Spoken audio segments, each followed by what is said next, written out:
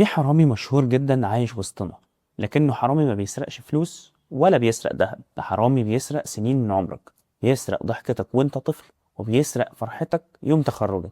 ده يسرق حتى راحتك مع شريك حياتك. النهارده هنحكي قصة لشخص مات وهو قاعد في نص بيته على كرسيه الهزاز، البيت اللي عايش فيه لوحده، ماسك صورة قديمة عنده وبيكلم نفسه وبيقول جملة من أحزن الجمل اللي ممكن تسمعها. تفتكر قال إيه؟ أهلا بيك في حكاوي الخميس.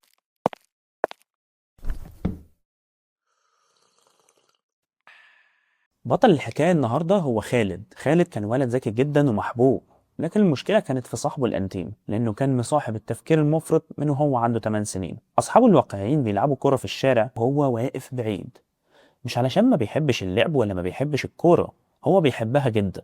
بس هو كان قاعد مع صاحبه التاني اللي قلنا عليه، اللي كان عمال يكلمه ويقول له لو وقعت واتعورت هتعمل ايه؟ طب لو شطت الكورة غلط وضحكوا عليك؟ طب لو ما كنتش حريف زيهم وما رضيوش يلعبوك معاهم تاني؟ تخيل طفل بدل ما يجري ويقع ويغلط قاعد بيحلل احتمالات الفشل. كبر خالد وهو بيتعامل مع الحياة على انها لغم مش لعبة. التفكير المفرط خلاه يقلب طفل بقلب عجوز خايف يغلط، فقرر ما يعملش اي حاجة.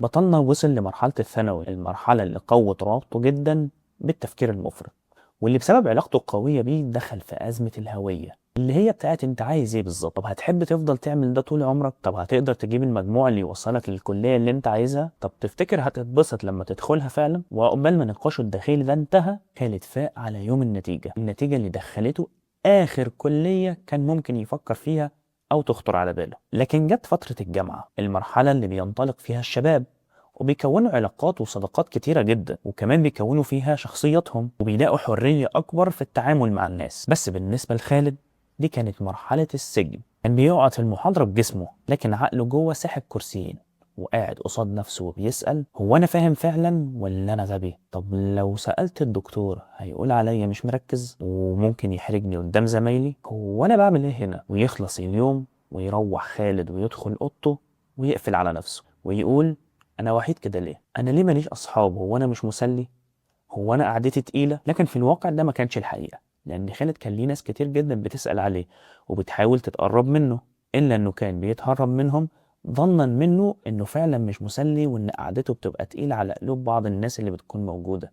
وصاحبنا بتعدي ايامه كل يوم شبه اللي قبل لحد ما يوصل لفتره امتحانات، ينجح في ماده ويشيل قصادها مادتين. مع ان خالد ما كانش شخص غبي، بالعكس تماما، ده كان ذكي جدا، لكنه استخدم قدراته العقلية غلط، ووجه طاقته في المكان اللي مش مناسب ليه. وبسبب قلة ثقته في نفسه وإحساسه دايما إنه مش هيعملها علشان الموضوع كبير عليه، وإحساسه الدايم إنه مش في مكانه، اتعطل كتير جدا. وتعدي الأيام ويجي يوم التخرج، اليوم اللي الناس كلها تبقى واقفة فيه بتضحك وبتتصور، كله حاسس بالفخر والإنجاز والفرح وعايش لحظته في قمة السعادة. وطبعا انت عارف خالد فين؟ خالد واقف على جنب مولع سيجارة وعمال يفكر، يا ترى هلاقي شغل؟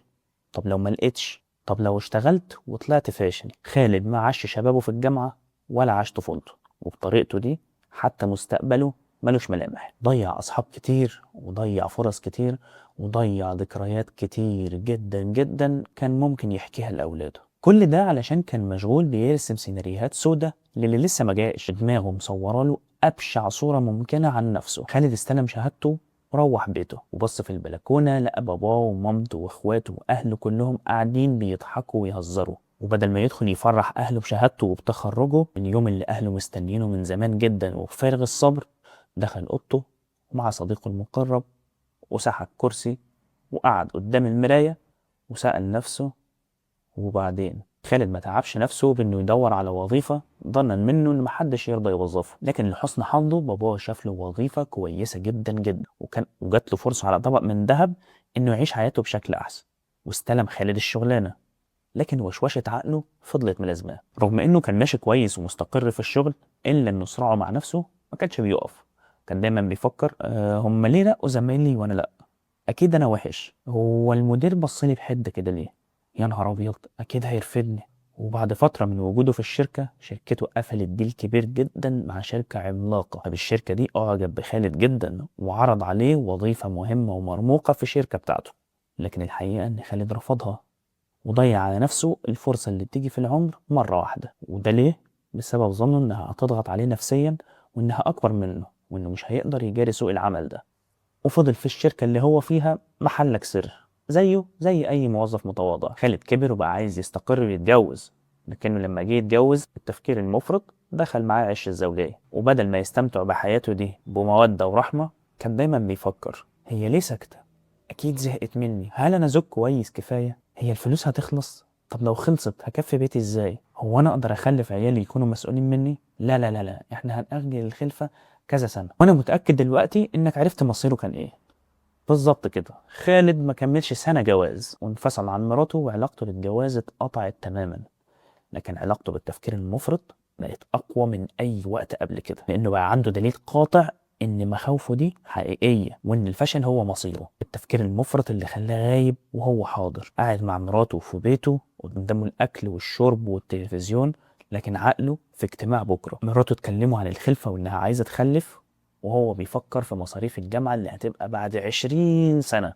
ده لو خلف. خالد بنى بيت لكنه ما سكنش فيه، هو سكن في مخاوفه، ومخاوفه خرجته حتى من بيته كمان. مع الوقت والوحدة والتفكير خالد اكتشف ان 99% من الحاجات اللي كان خايف منها ما حصلتش، وان 1% بس هي اللي حصلت فعلا، لكنه ركز مع ال1% ده، وان ال1% اللي حصلت دي كانت بسبب تفكيره المفرط وقلقه اللي طفش كل الناس من حواليه حتى نفسه. وفي نهاية القصة خالد في آخر التلاتينات وهو قاعد في نص شقته على كرسي الهزاز ولابس الروب بتاعه وبيقلب في ذكرياته القديمة، لقى ورقة قديمة كان كاتبها وهو طفل، كان كاتب فيها أحلامه يسافر، يلعب كورة، يحب ويعيش. بص للورقة وبكى، مش عشان الأحلام دي ما اتحققتش، بكى لأنه اكتشف الحقيقة المرة، بكى لأنه اكتشف حقيقة صادمة. خالد دلوقتي قاعد لوحده تماما، البيت فاضي وهادي هدوء قاتل، يبص للصور القديمة وما بيفكرش غير في حاجة واحدة بس: هو أنا كنت قلقان اليوم ده ليه؟